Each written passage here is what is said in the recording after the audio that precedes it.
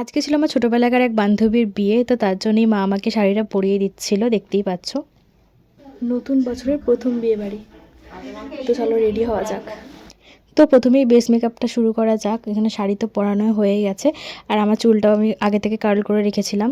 আমি একদম হালকা একটা লেয়ার অ্যাপ্লাই করেছিলাম, তারপরে একটা ফরএভার 52 কম্প্যাক্ট দিয়ে পুরো বেস মেকআপটা সেট করে নিলাম।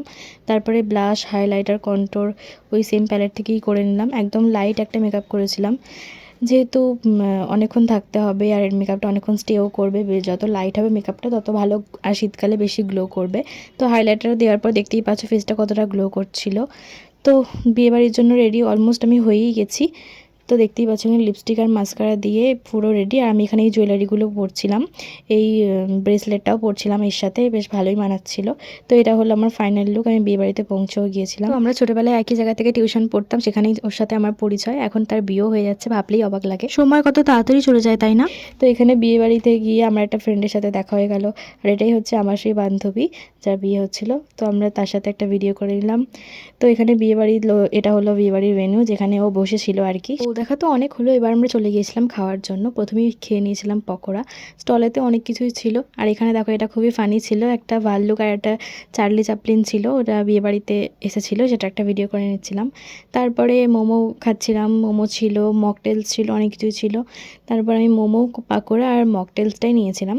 তারপর ফুচকাও খেয়েছিলাম, স্টলেতেই এত কিছু খেয়ে নিয়েছিলাম। স্টার্টারে মেন কোর্সে খেতে পারবো কি সেটাই ভাবছিলাম, সেই জন্য এদিক ওদিক ঘুরে একটু সময় কাটাচ্ছিলাম যাতে মেন কোর্সে খেতে পারি।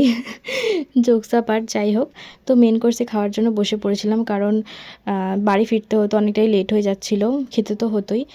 আর ঠান্ডাও লাগছিল গাইস, যত রাত হচ্ছিল। তো যাই হোক, তারপরেই খাওয়ার জন্য বসে গেলাম। এটা স্টার্টারে ছিল প্রথমেই পানির পাসিন্দা, যেটা খেতে আমার অ্যাভারেজ লেগেছে।